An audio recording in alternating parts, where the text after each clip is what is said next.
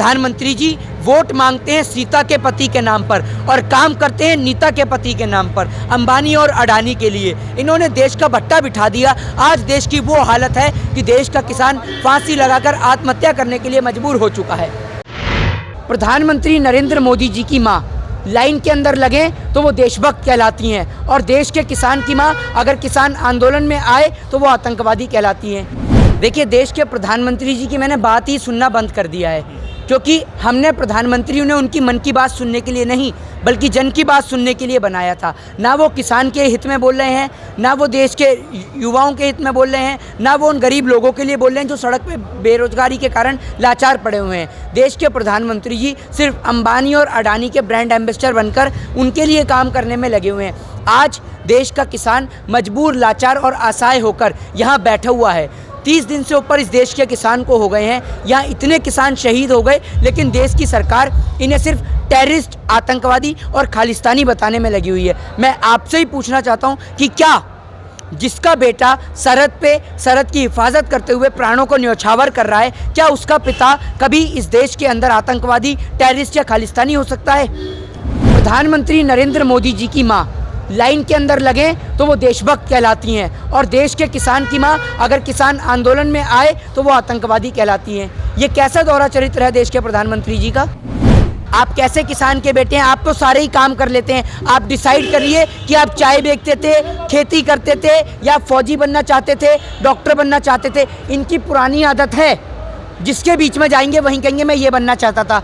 अबे भैया, किसान के बीच में जाएगा तो कहेगा मैं किसान बनना चाहता था, चौकीदार के बीच में जाके कहेगा मैं चौकीदार बनना चाहता था, डॉक्टर के बीच में मैं डॉक्टर बनना चाहता था। मोदी जी, सारे काम आप ही कर लोगे तो हम क्या चाय पकौड़े और चौकीदारी करते रहेंगे क्या? सारे काम तो आप ही कर लेते हैं।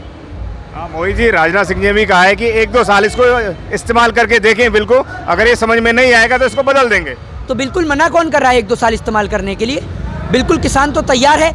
आप अपने नेता जो बिना बात की पैसा लेते हैं, एमएलए और एमपी बने हुए हैं, उन सबको एमएलए और एमपी के पद से निष्कासित कराइए और 1 साल उनसे खेती करवाइए। अगर उनको फ़ायदा हो गया तो देश के किसान के लिए लागू कर दीजिएगा। ये तो प्रधानमंत्री ही बता सकते हैं, वो तो बहुत दूर से पढ़ के आए हैं ना। प्रधानमंत्री जी ऐसा कोर्स बताते हैं, ढूंढे से नहीं मिलता, वो कोर्स है तो है कहाँ। देश के प्रधानमंत्री जी 1950 से लेकर 1960 के दशक में यही सेम एक्ट अमेरिका और यूरोप के कई देशों में लागू किया गया था। आप देख लीजिए, वहाँ के किसान की हालत बद से बदतर होती जा रही है। 70 साल हो गए उस एक्ट को वहाँ पर लागू करे हुए, लेकिन किसान की हालत जो है वो बेकार होती जा रही है। एक बात आप मुझे बताइए कि जो चीज़ विदेश के अंदर बैन कर दी जाती है, आप उसे भारत देश के अंदर क्यों लागू करते हैं? ईवीएम बैन किया गया, भारत देश में लागू किया गया। सीएनजी बैन की गई, भारत देश में लागू की गई। अब कृषि नीति भारत देश के अंदर लागू की जा रही है। दूसरी बात, सन 2006 के अंदर बिहार के अंदर इस पॉलिसी को लागू किया गया। आपने देखा बिहार के किसान की क्या हालत है। वो आज भी पंजाब और दिल्ली के ऊपर निर्भर है। वो आज भी पंजाब और दिल्ली आता है अपनी फसल को बेचने के लिए। तो आप देश के किसान को बंधुआ मजदूर बनाने में लगे हुए हैं। उस देश के किसान को उसी के खेत में मजदूर बनाकर, गुलाम बनाकर उसका शोषण करना चाह रहे हैं। क्या बात कर रहे हैं मोदी जी और सारे तमाम नेताओं तो यही बोलते हैं कि 6 साल बेमिसाल, 7 साल आज बीजेपी के हो गए हैं। तमाम बीजेपी के नेता ही बोल रहे हैं 6 साल बेमिसाल अंबानी अडानी के लिए बेमिसाल, 6 साल बेमिसाल उन बड़े बड़े उद्योगपतियों के लिए जिनका पैसा डबल हुआ है। लेकिन 6 साल जनता का बुरा हाल मोदी सरकार के राज में, उन गरीबों का बुरा हाल, देश के किसानों का बुरा हाल, जिन्हों की आय को दुगनी करने की बात देश के प्रधानमंत्री ने करी थी। जिस देश के प्रधानमंत्री की औकात देश के मजदूरों को 200 रुपये का ट्रेन का टिकट देने की नहीं है, वो इन देश के किसानों का भला करेगा। ये प्रधानमंत्री जी वोट मांगते हैं सीता के पति के नाम पर और काम करते हैं नीता के पति के नाम पर, अंबानी और अडानी के लिए। इन्होंने देश का भट्टा बिठा दिया। आज देश की वो हालत है कि देश का किसान फांसी लगाकर आत्महत्या करने के लिए मजबूर हो चुका है। ये बात ठीक उस तरीके से है जब प्रधानमंत्री जी ने बोला था कि नोटबंदी करने से भाइयों और बहनों काला धन आएगा और नोटों का इतना बड़ा ढेर लग जाएगा कि आप चांद तक जा सकेंगे। क्या वो काला धन आया? आज तक नहीं आया ना। तो देश की जनता को पागल बनाने में मोदी नहीं, ये मदारी है। झूठ बोलने की इसको बचपन से बीमारी है। झूठ बोलने में देश के प्रधानमंत्री जी बचपन से माहिर हैं। एक इंसान होता है जिसमें कोई ना कोई खूबी होती है। इनमें बचपन से सिवाय झूठ बोलने के, धोखा देने के अलावा और कोई इनके अंदर कोई खूबी नहीं है। वो तो बोलते हैं हमने जो कहा वो किया, जैसे उन्होंने 370 धारा हटाई, राम मंदिर बनाया, तमाम देश कैसे कर रहे हैं। कैसी बात करते हैं आप? राम मंदिर बनाने की औकात इस देश की किसी भी सरकार की नहीं है, तो आप तो फिर भी मोदी सरकार की बात कर रहे हैं। राम मंदिर को बनाया है कोर्ट ने। अरे ये तो वो लोग हैं जिन्होंने भगवान श्री राम को कोर्ट के दरवाजे खटखटाए। ये वो लोग हैं जिस तरीके से ये 3 तलाक का मुद्दा कोर्ट से पास कराते हैं, पार्लियामेंट से पास कराते हैं, राम मंदिर का मुद्दा क्यों नहीं कराया?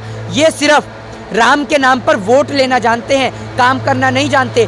आज देश का किसान मजबूर और लाचार है। आज देश के हर एक व्यक्ति को, हर घर के एक मेंबर को देश के किसान के लिए उसके इस आंदोलन में आना चाहिए। और अगर इस आंदोलन का विरोध मेरे पिताजी भी करेंगे ना, तो मैं उनके विरोध में भी खड़ा हूँगा, क्योंकि मेरे को इस देश के किसान से प्यार है। क्योंकि इस देश का किसान जब अनाज पैदा करता है तो आपका और मेरा पेट भरता है। ये अनाज कोई गूगल से डाउनलोड नहीं हो जाता कि हम पेट भर लेंगे। सर, मोदी जब से आए हैं तमाम ऐतिहासिक कार्य हो रहे हैं। इस देश के अंदर कोई ऐतिहासिक काम करा है तो बीजेपी गवर्नमेंट ने करा है। पहले अंग्रेजों का बनाया हुआ लाल किला था, अंग्रेजों का बनाया हुआ ताजमहल था, ऐसे तमाम मुगले वो बने हुए हैं। लेकिन इतिहास को पलटने का काम और इतिहास को रचने का काम बीजेपी सरकार कर रही है, नया पार्लियामेंट ला रही है। इस बात में तो कोई दोहराए नहीं है और आपकी इस बात में कुछ गलत भी नहीं है। देश के इतिहास में पहली बार ऐसा प्रधानमंत्री आया है जिसके जीते जी देश के किसान ने उसकी शव यात्रा निकाली है। देश के इतिहास में पहली बार भारत देश की संपत्तियों को नीलाम किया जा रहा है। देश के इतिहास में पहली बार 1947 1947 से लेकर आज मौजूदा दौर 2020 के अंदर पहली बार इस देश का किसान सड़क पे बैठे हुए नजर आया है। और ये देश के प्रधानमंत्री मेरे लिए और आपके लिए डूब मरने वाली बात है कि देश के किसान की हम आत्महत्या रोकने की बात तो नहीं करते, लेकिन उसे सड़क पे जरूर लाकर खड़ा कर दिया। अरे जिस देश का किसान इस देश की उस बंजर मिट्टी से भी अनाज पैदा कर देता है, क्या वो देशद्रोही हो सकता है? क्या वो आतंकवादी हो सकता है? किसान का घर भले ही छोटा होता हो लेकिन उसका दिल बहुत बड़ा होता हो। बारिश के दौरान उसके घर की छत से पानी भले ही टपकता हो, लेकिन देश का किसान हमेशा ये बात कहता है कि ये ईश्वर, चाहे मेरे घर की छत से पानी टपके वो तो देखा जाएगा, लेकिन मेरे खेत में बारिश होनी चाहिए, क्योंकि अगर मेरी छत से पानी टपकेगा वो देखा जाएगा, लेकिन मेरे देश की जनता कभी भूखी नहीं मरनी चाहिए। वो है हमारे देश का किसान। आज इतनी ठंड में हमारे ये बुजुर्ग बैठे हुए हैं, क्या आपके लिए, मेरे लिए शर्म नहीं आती क्या? अरे हमारे लिए डूब मर जाने वाली बात है कि हमारे बुजुर्ग जिनको घर के अंदर बैठना चाहिए, खेतों में होना चाहिए, वो आज यहाँ सड़क पे धरना दे रहे हैं देश के खातिर। और देश के वो नौजवान जो चुप और मौन बैठे हुए हैं, उनके लिए तो डूब मर जाने वाली बात है। मोहित जी, तमाम मीडिया चैनल, बड़े बड़े न्यूज़ चैनल्स ये दिखा रहे हैं कि ये जो किसान बैठे हुए हैं ये किसान नहीं है, ये पार्टी द्वारा बुलाए हुए लोग हैं। अरे इनकी नज़र में इनका वो 2.25 आँख वाला बाबा रामदेव, वो निक्कर से फुल पैंट में आ जाने वाले वो आरएसएस के लोग जो जाति के नाम पर, कास्ट के नाम पर, रिलीजियन के नाम पर, मंदिर और मस्जिद के नाम पर देश के अंदर दंगे कराते हैं, उन लोगों को कहाँ समझ में आएगा? उनको तो ये आतंकवादी ही नज़र आएंगे। उनकी नज़र में ये भारतीय जनता पार्टी के सारे लोग लंबी लंबी छोड़ने में माहिर हैं। कोई अपनी बीवी छोड़ता है तो कोई कांधार तक जाकर आतंकवादियों को छोड़ता है। ये सारे के सारे लंबी लंबी छोड़ने में माहिर है। आज देश का किसान मजबूर असहाय बैठा हुआ है, उसकी मदद करने के बजाय आप उसे खालिस्तानी, आतंकवादी, टेररिस्ट और देशद्रोही के नाम से संबोधित करते हैं। ये आपके लिए, मेरे लिए, देश की सरकार के लिए डूब मर जाने वाली बात है। बीजेपी गवर्नमेंट, मोदी सरकार लगातार ये कह रही है कि हमारे साथ कई लाख, 4 से 5 लाख किसान हमारे साथ हैं और इस बिल का फ़ायदा उठा रहे हैं और बिल कहीं ज़्यादा मजबूत है। क्या कहना चाहेंगे आप? वो कई लाख किसान कौन सी भैंस की खोर में सो रहे हैं, जरा उन्हें जाकर जगा तो दीजिए आप। देश के प्रधानमंत्री जी का बस नहीं चलता, वो अपने भाषण के दौरान कह दें कि अब देश के किसान को बारिश के लिए कोई दिक्कत की ज़रूरत नहीं है, मेरे पास इतना लंबा बांस है कि मैं अगर उसको आसमान में करूँगा तो बारिश हो जाएगी। चाहे आप प्रधानमंत्री जी का भाषण सुन लो, चाहे आप शेख चिल्ली की वीडियो देख लो, ये शेख चिल्ली से भी बड़ा शेख चिल्ली है। प्रधानमंत्री और शेख चिल्ली दोनों एक जैसे हैं। पीने के बाद तो बेवड़ा भी लंबी लंबी बातें करता है, लेकिन करता कुछ नहीं है, और ये बिना पिए ही देश की जनता को पागल बनाने में लगे रहे हैं।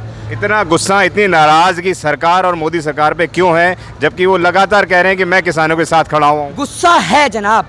आज देश का किसान बैठा हुआ है, मेरे लिए तो बहुत डूब मर जाने वाली बात है कि मैं अपने देश, उस देश के अंदर जिस देश के किसान ने इस देश के सरकारों को इतना कुछ दिया है, लोगों का पेट भरा है, और आज उस किसान को बंधुआ मजदूर बनाने जा रहे हैं, तो हम लोग कुछ नहीं कर पा रहे। तो साहब, गुस्सा तो दिल में बहुत है, लेकिन कर कुछ नहीं सकते। जो भी कर सकते हैं, अगर ये सीना इस देश के किसान के लिए गोली खाने के लिए काम आया, तो मैं अपने आप को बहुत सौभाग्यशील मानूंगा कि ये सीना देश के किसान के लिए काम आया। और अगर किसान के लिए गोली चलेगी, तो पहली गोली अपने सीने पे खाने के लिए भी हम तैयार हैं। अगर आपने अभी तक हमारा चैनल सब्सक्राइब नहीं किया है तो सब्सक्राइब करें और घंटी का बटन बिल्कुल भी दबाना ना भूलें, ताकि सभी लेटेस्ट खबरें पहुंच सकें आप पे सबसे पहले।